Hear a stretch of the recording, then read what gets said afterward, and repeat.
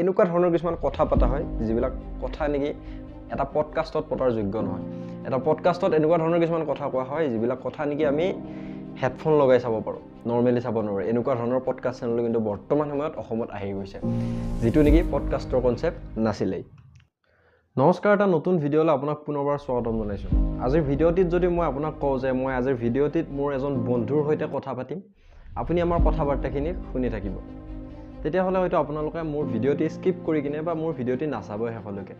কিন্তু আপোনালোকে চালে হয়, কেতিয়া চালে হয়, যদি মোৰ সেই বন্ধুজনে ছ'চিয়েল মিডিয়াত যিকোনো ধৰণৰ কিবা কাম কৰি কিনে অকণমান পপুলাৰ হ'ল হয়, বা মোৰ সেই বন্ধুজনক কিছুমান মানুহে চিনি পালে হয়, বা মোৰ বন্ধুজনৰ অকণমান হ'লেও ছ'চিয়েল মিডিয়াত বা ডিজিটেল মিডিয়াত ফেচ ভেলু থাকে। আৰু বৰ্তমান সময়ত এই কথা বাৰ্তাখিনিক লৈয়ে অসমত তোলপাৰ লগাই আছে। অৰ্থাৎ মই কি ক'বলৈ যাই আছোঁ, আপোনালোকে মোৰ এই ভিডিঅ'টি শেষলৈকে চাই যাই থাকিলে গম পাই যাব যে আজিৰ ভিডিঅ'ত আমি কথা পাতিম এই যে কিছুমান কথা বাৰ্তাৰে ভিডিঅ' বনায়, যাক নেকি আমি পডকাষ্ট বুলি কওঁ। পডকাষ্ট শব্দটো আচলতে নতুন শব্দ নহয়, বহুতো পুৰণি শব্দ, এইটো আগৰ পৰা চলি আহিছে। কিন্তু বৰ্তমান সময়ত আমি এই পডকাষ্ট শব্দটিক কেনেকুৱা ধৰণে গ্ৰহণ কৰিছোঁ বা এই পডকাষ্টৰ মিনিংটো কি ধৰণে বুজি আছোঁ, সেইখিনি শুনিহে আপুনি আচৰিত হ'ব। গতিকে আমাৰ এই ভিডিঅ'টি আপুনি শেষলৈকে চাই যাব। এতিয়া ৰিচেণ্টলি আপোনালোকে গমে পায়, আজি কেইদিনমান আগতে অসমৰ কেইজনমান ইউটিউবাৰক যি আমাৰ চুমি বিশাল সন্দৰ্ভত যিটো এটা কেছ চলি আছিল, স্কেম কৰিছিল বিশালে যি, সেই স্কেমৰ যিটো কেছ চলি আছিল, সেই কেছটোৰ নামত অসমৰ কেইজনমান ইউটিউবাৰক ৰিচেণ্টলি আৰক্ষীয়ে আৰু CIDয়ে কিছুমান ষ্টেটমেণ্ট ল'বৰ কাৰণে মাতে। এতিয়া এই বিষয়টিক লৈয়ে ছ'চিয়েল মিডিয়াত বৰ্তমান সময়ত কিছুমান বিতৰ্কৰ সৃষ্টি হৈ আছে। বিতৰ্কটো এনেকুৱা ধৰণৰ, যিকেইজন ইউটিউবাৰক CIDয়ে ইনভেষ্টিগেশ্যনৰ কাৰণে মাতিছে, সেই ইউটিউবাৰ কেইজনে চুমি বৰাৰ লগত কিছুমান ভিডিঅ' বনাইছিল। এতিয়া ভিডিঅ' কেনেকুৱা ধৰণৰ ভিডিঅ' বনাইছিল, তেওঁলোকে সেই চুমি বৰাৰ লগত পডকাষ্ট কৰিছিল। আৰু যিকেইজন ইউটিউবাৰক বৰ্তমান সময়ত CIDয়ে এই ইনভেষ্টিগেশ্যনৰ কাৰণে মাতিছে, গোটেইকেইজনে তাৰ ভিতৰত পডকাষ্টাৰ। অৰ্থাৎ তেওঁলোকে কি কৰে, বিভিন্ন মানুহৰ লগত পডকাষ্ট কৰে। এতিয়া বহুতে হয়তো পডকাষ্ট মানে কি বুজি নাপাবও পাৰে, বা বুজি পোৱাসকলে ঠিকেই আছে। এতিয়া মই কৈ আছোঁ যে পডকাষ্ট একচুৱেলি হয় কি। আপোনালোকে ইণ্টাৰভিউ শব্দটো শুনিছে। ইণ্টাৰভিউ মানে কি জানে, যে দুজন মানুহ থাকে টিভিত, আগতে আমি চাবলৈ পাইছিলোঁ যে দুজন মানুহ থাকে, যিজনে ইণ্টাৰভিউ লয়, তেওঁ কি কৰে, যিজনক ল'ব সেই মানুহজনক কিছুমান প্ৰশ্ন কৰে, আৰু সেই প্ৰশ্নৰ যোগেদি তেওঁ অডিয়েঞ্চক বা তেওঁ নিজে সেই মানুহজনৰ বিষয়ে জানিব চেষ্টা কৰে, যিটো নেকি এটা ফৰ্মেল এক্টিভিটি হয় বা এটা ফৰ্মেল সেইটো এটা অনুষ্ঠান।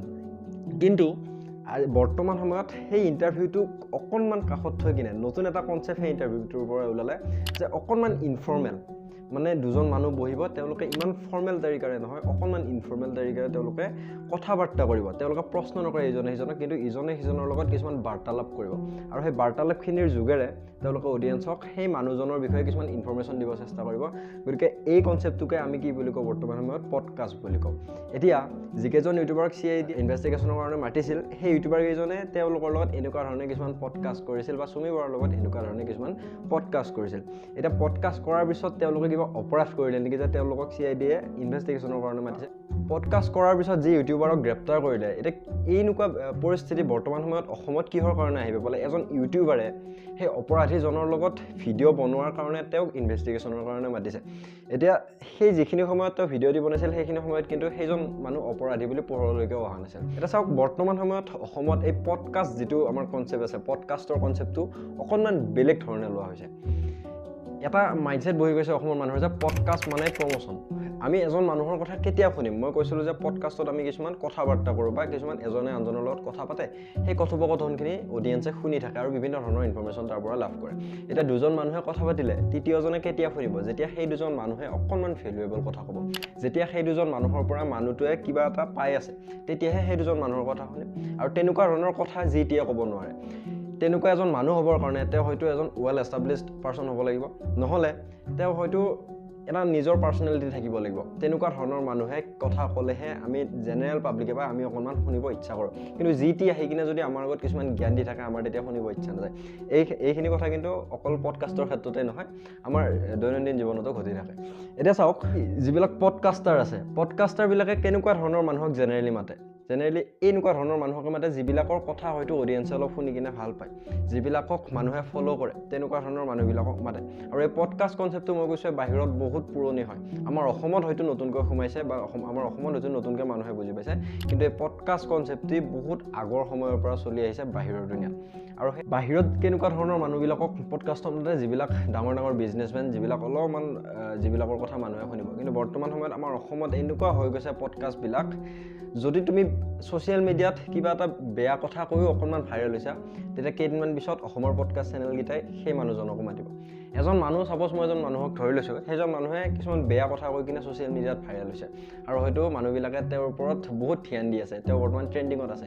তেতিয়া সেই পডকাষ্ট চেনেলটোৱে কি কৰিব, এইজন মানুহক, যিজন মানুহ বেয়া কথা কৈ কিনে ছ'চিয়েল মিডিয়াত ভাইৰেল হৈছিল, সেই মানুহজনক সেই পডকাষ্ট চেনেলটোৱে ইনভাইট কৰিব আৰু তেওঁৰ লগত ইণ্টাৰভিউ কৰিব। লগে লগে কি হ'ল, পডকাষ্ট চেনেলটোৰ অকণমান গ্ৰ'থটো বাঢ়ি গ'ল। কিহৰ কাৰণে, সেই যিজন মানুহক মাতিছিল সেইজন অকণমান ট্ৰেণ্ডিঙত আছিলে। এতিয়া ঠিক এনেকুৱা ধৰণৰ হৈ গৈছে বৰ্তমান সময়ত অসমৰ পডকাষ্টবিলাক, মানে কথা পাতি দিয়ে। আৰু বাহিৰত কেনেকুৱা, এজন ভেলুৱেবল পাৰ্চনক মাতিব, যিজনে নেকি মানুহৰ জীৱনত কিবা এটা দিব পাৰিব, তেনেকুৱা মানুহক মাতিব, তেওঁলোকেহে পডকাষ্টত যায় বা তেওঁলোককহে পডকাষ্ট কৰে। কিন্তু অসমত কেনেকুৱাকৈ কৰে মই কৈ আছোঁ, যাক তাক মাতি দিয়ে। মই কোৱা নাই যে সকলোবিলাক পডকাষ্ট চেনেলে এনেকুৱা কৰে, মই কেইটামান বিশেষ পডকাষ্ট চেনেলৰ নাম লৈ আছোঁ। আমাৰ যিবিলাক আনটোল পডকাষ্ট আছে, অৱয়ব ভূঞাৰ বা আমাৰ হিমাশ্ৰী বাৰ বা এনেকুৱা ধৰণৰ ডাঙৰ ডাঙৰ কিছুমান চেনেলে ভাল ভাল মানুহক মাতি আছে, মানুহক মটিভেশ্যন দি আছে বা মানুহৰ জীৱনত কিবা এটা ভেলু এড কৰি আছে। কিন্তু আজিকালি দেখিছোঁ মই এনেকুৱা ধৰণৰ কিছুমান কথা পতা হয়, যিবিলাক কথা নেকি এটা পডকাষ্টত পতাৰ যোগ্য নহয়।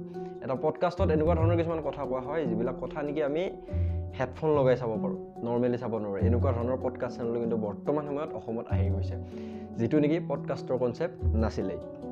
এতিয়া এনেকুৱা ধৰণৰ পডকাষ্টবিলাকৰ কাৰণে মানুহৰ মাইণ্ডছেট এনেকুৱা হৈ গৈছে যে পডকাষ্ট মানে একদম ফাল্টু।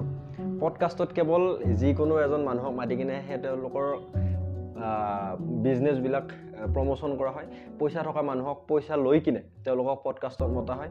এনেকুৱা ধৰণৰ কিছুমান মাইণ্ডছেট বৰ্তমান অসমৰ মানুহৰ তাত সোমাই গৈছে। কিহৰ কাৰণে, অসমত পডকাষ্ট চেনেলেৰে বৰ্তমান ভৰ্তি হৈ গৈ আছে।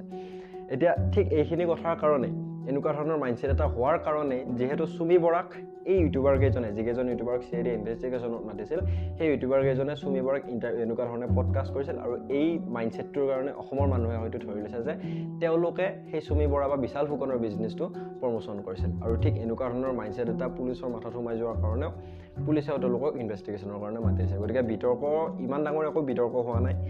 এই ইউটিউবাৰ কেইজনে কি কৰিছে তেওঁলোকৰ নিজৰ চেনেলত আহি কিনে আপলোড দিছে, আপোনালোকে গৈ কিনে চাই ল'ব। গতিকে আজি এই ভিডিঅ'টোৰ পৰা আপুনি যদি কিবা অকণমান নলৈ থাকিলে তেনেহ'লে প্লিজ ভিডিঅ'টো লাইক কৰিব, লগতে চেনেলটো ছাবস্ক্ৰাইব কৰিব। এনেকুৱা ধৰণৰ এডুকেশ্যনেল ভিডিঅ'ত পুনৰ লগ পোৱাৰ প্ৰতিশ্ৰুতিৰে আজিলৈ এৰিলোঁ। জয় অসম।